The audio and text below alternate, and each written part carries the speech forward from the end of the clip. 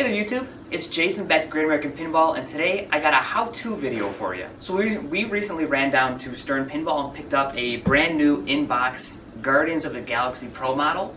So what I'm going to do is I'm going to show you guys how to unbox this and set it up in your own house. So first things first, you always want to make sure you're working on the side that says truck this side only. This is the side that the pinball machine's bottom is actually resting against. This is the side that if you were to flip it over, the pinball machine would be upright. So this is always the side you want to work with. Before we begin, let me show you the tools you're going to need. You really only need two tools. So I have here just a 5/8 wrench, just a socket set, and then you're going to want a sharp knife. We usually use like the razor blade here. You can use a knife. I wouldn't really recommend it because you can cut into the pinball machine if you use a longer knife. So you always want to make sure when you're using the X-Acto blade you have just a very little bit out, so that you cannot cut too deep. And the only other thing that we use here at the shop sometimes is a stool, because you're going to want to be able to lift the pinball machine and keep it up so you can put the legs on. If you have a friend, you can use them, and I'll show you what I mean when we get to that point, okay? So let's go ahead and get started. Like I said, you're working on the truck this side only side. So this is a Stern pinball machine, but most other pinball machines are going to get set up in almost the exact same way. There are just a few differences for maybe how the head attaches. So the first thing you're going to do is you're going to go ahead and slip your fingers underneath the very top. Just be careful because there are staples all along here. So you want to be careful not to cut yourself on any of the staples. So you slip your finger, you just pull up on it to open it up.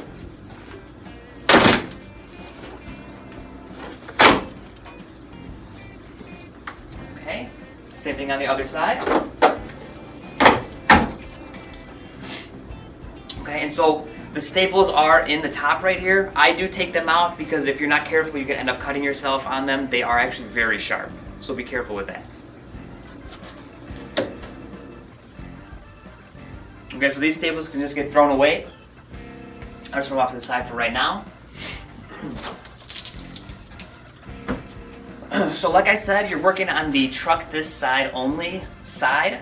And the reason for that is because the pinball machine is basically resting against that side. So that's the side you want to work with. The first thing you do is you actually just take a razor blade and you slice down the very front of the box all the way as close to the corner as you can get. You want to get close to the corner because it's going to let you open up this entire front panel, but it's also going to avoid hitting the machine at all. Okay, so with my razor blade out, like I said, as short a setting as you can get because you don't want to damage the machine at all. I'm just going to go ahead and start cutting the box open.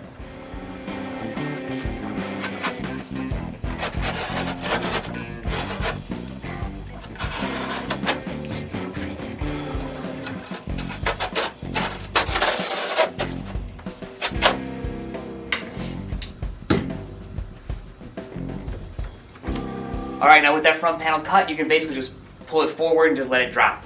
The only thing to be careful of is that the legs are also right here, so you don't want to drop those either.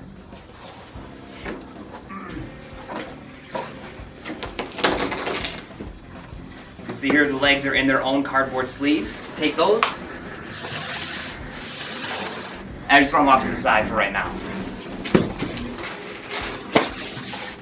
So at this point, I have my machine exposed. You're going to notice that there's a bunch of packing material on top of it, so you can take that and just take it, throw it off to the side. What's nice about cutting the front is that it also goes on the floor, so it acts as kind of a protective panel if you have hardwood floors at all. The only thing to be careful of is that there are bolts in the very corners of the machine, so both on the front and on the bottom here. So if you're not careful, you could end up scratching your floor. Just take extreme caution for the bolts that are all the way down at the bottom here. Okay, so with all the foam taken out of the box, what I'm going to do now is take this and start shimmying it forward. I like to see if I can get the foam that's on the bottom, because that's another protection for the floor. Let me pull this out.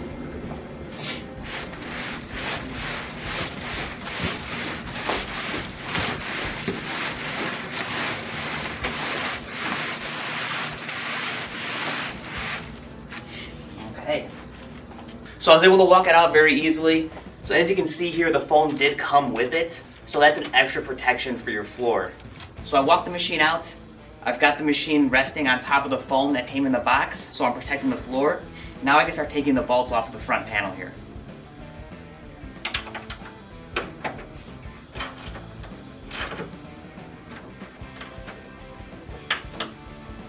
Oftentimes, all you gotta do is kind of loosen it, and they're usually, you're able to back them out by hand. Sometimes not the case, so just keep using your socket.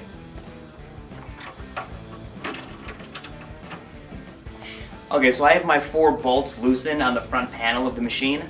Now I'm gonna go grab the legs and install them on the front.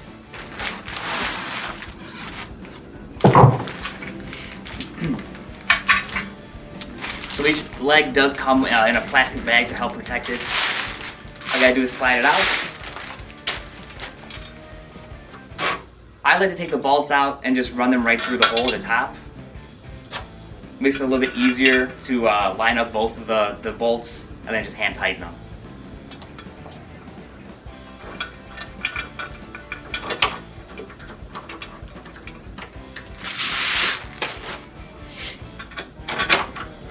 Okay, so I've hand tightened them as much as I can. Now I pull out my socket and finish the job.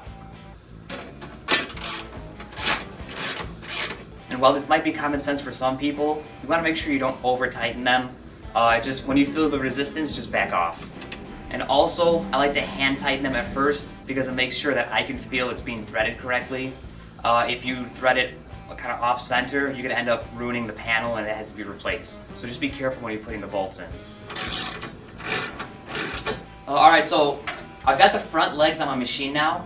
All I'm going to do is drop the machine down and let it rest on these legs.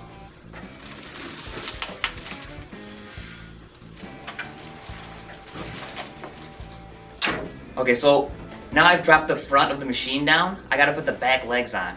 So what we normally do is take a stool and we'll put it right under the back side of the machine. Got to make sure the stool is at least tall enough to cover the length of the legs, otherwise it serves no purpose. If you have a friend who's willing to help you pick it up and hold it while you put the legs on, that helps too. But normally I'm setting the machine up by myself, so I need something to do that. So alright, I got my machine front down, I got my back legs on, I got the stool that I use right here. Next step I'm going to do is I'm actually going to cut away part of this box. We're still resting on the front panel, so I'm going to use my razor blade and I'm just going to cut the box away that I can just get rid of it so I have much more room to work.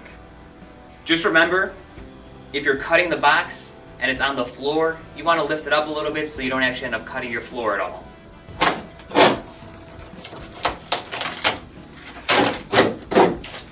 Alright, so with that front panel cut, I can now take my box and just throw it away. Remember, these boxes make awesome forts for kids, so if you got little kids at home, make sure you hang on to it. I got the front down, I got the box out of my way, I got my stool here. Like I said, if you want to have a second person help you with this, if you're afraid you might throw your back out, these machines do weigh over 200 pounds, 250 pounds, depending on which machine it is, could be more than 300. So make sure you're certain you're going to be able to lift it the first time, because you don't want to lift it and then drop it. Also, do remember proper lifting procedures. So you always want to lift with your legs, never with your back. You don't want to injure yourself. So again, if there's any doubt, make sure you get a second person to help you. Alright, so I'm going to go ahead and lift this machine by myself because I feel confident that I can do that. I'm going to squat down. And there you go. Just lift it up.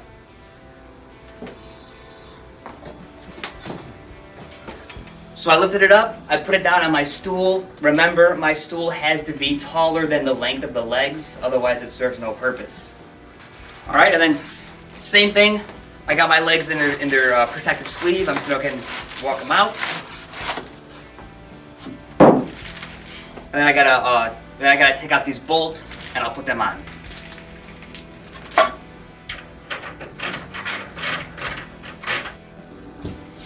Alright, so I've tightened down all the bolts as tight as I feel they should be. Remember, you never want to over-tighten because you could strip your bolts. So now I've got all the legs on it. What I'm going to do is lift up this back end and just take this stool out so it's just resting on its 4 legs.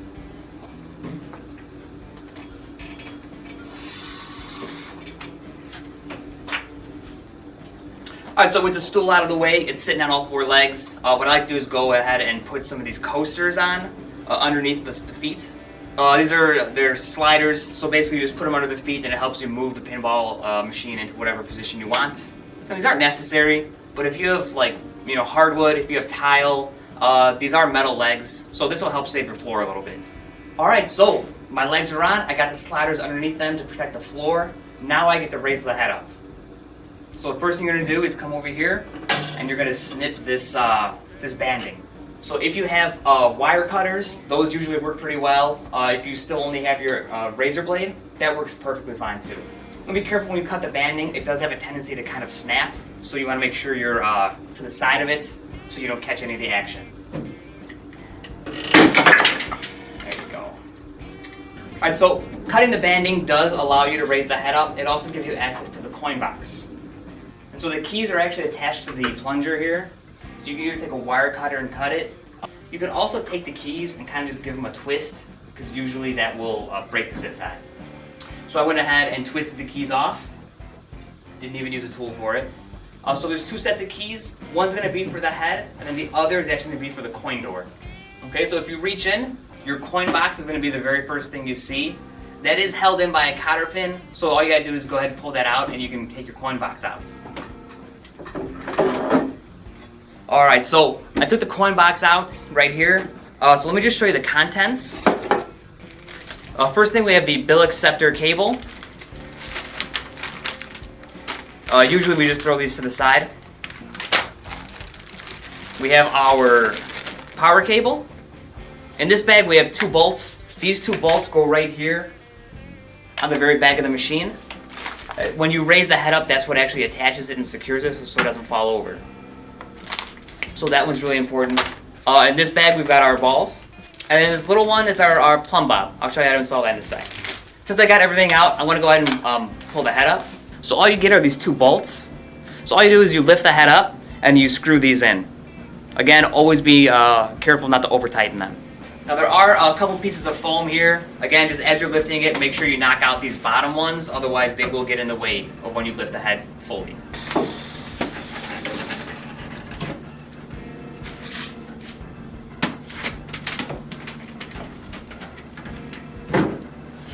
Okay. Again, make sure that you check.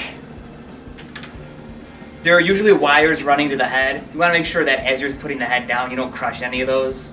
So this one was real good. It didn't have a problem. Now, all you gotta do is screw these in. It'll make sure that the head does not fall. Sometimes you have an issue trying to actually get the thread correct. This head has a little bit of give, kind of left or right. So if you're not getting it, just give it a little push, a little shake, and you should be able to tighten it, no problem. Alright, so I threaded them both just hand tight. Now I'm going to come back with my 5/8 socket and tighten them. Okay, so I've tightened both bolts. Also notice here that this is where the power is going to plug in. So the cord that came in the coin box is going to plug in right here, and you're going to plug that directly into your wall. Alright, and then just while I have the machine out, before I put it in position, always check. The T-molding sometimes has a protective tape on it, so you just want to remove that now so you don't have to struggle with it later.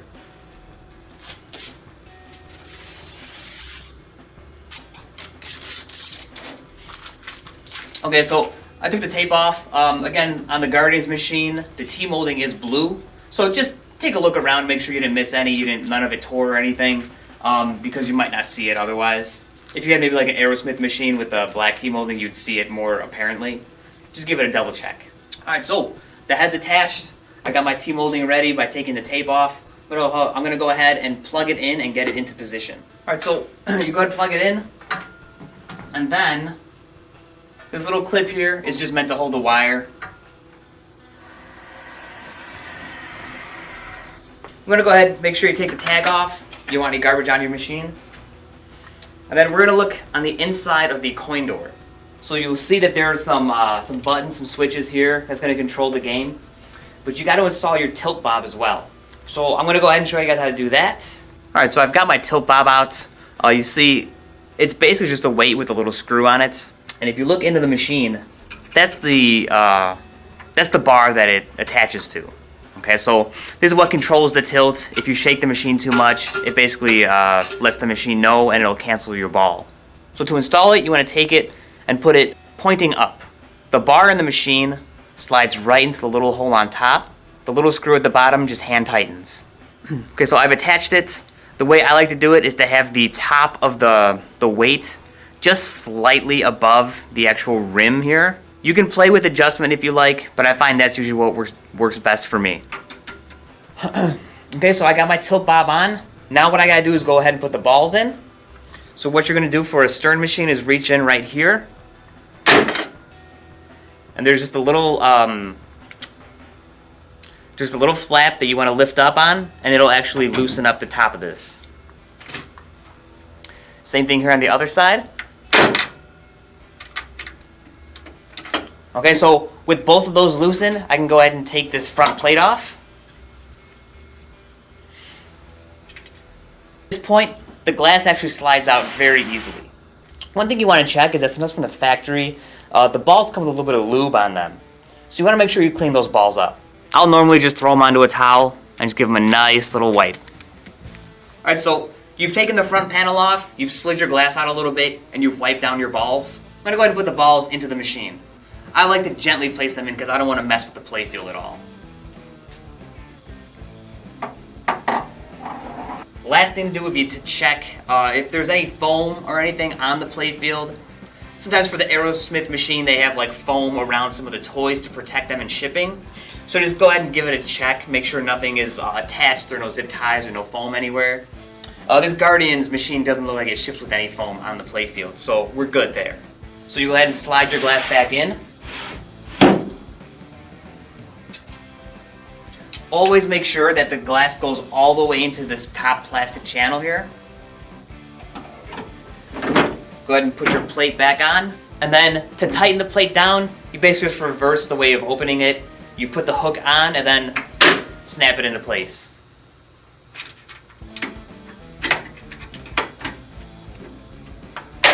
Alright, so at this point, you're pretty much ready to play.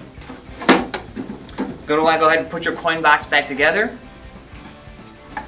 And again, you have a little counter pin here. This little slot is what basically holds the pin in.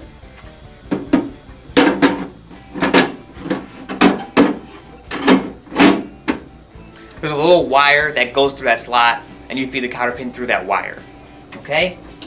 So I know that's not going anywhere. I'm pretty much ready. The one thing I'll say is that, like I said, it comes with 2 sets of keys. The second set of keys is going to open up the head of the machine. For most cases, you only need to open it when you're updating the software on it. So otherwise, I like to put it on the coin door. If you take a look on the coin door, there's just a little clip right there, and it's perfect to set the key on. So now you're never going to lose it. Now I'm going to go ahead and switch the machine on. Remember, it's already plugged in. I've got it positioned the way that I want it. Now I'm ready to play some pinball. That's the basic way to set up a machine. If you have your sucker neighbors come over, you want them to feed you quarters, leave it like this. Otherwise, you can go ahead and put it in free play. So to put it in free play, you're going to go ahead and open up the coin door. You see here, there are these service buttons. So you can hit the green button if you just want to add a credit. That's fine. So the black button will get you to the service menu. The red buttons, which are the volume buttons, those are going to get you around in the menus. So while I'm in the service menu, I can set the game to free play. I'll go to Adjustments, Standard Adjustments, and then basically scroll until you get there.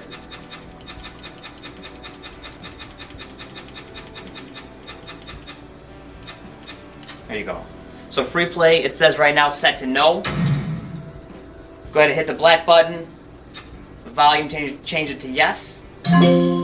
Once it says installed, you're good to go. I hit the green button to go back. Green button to go back. I go to quit. And now my game is set to free play. I can go ahead and just hit the start button, and I'm ready to play. Alright guys, so hopefully you found that useful. If you did, please go ahead and hit the like button, hit the subscribe, it really helps us out. If you want to check out any of our pinball machines, arcade games, other merch, mods that we have, go ahead and check out our website, greatamericanpinball.com. We recently acquired some tilt graphics and laserific mods. If you're in the area of West Chicago, come check out our shop. We also do powder coating, and we even have some custom pinball machines. So come check us out, and we'll see you guys next time at Great American Pinball. Thanks.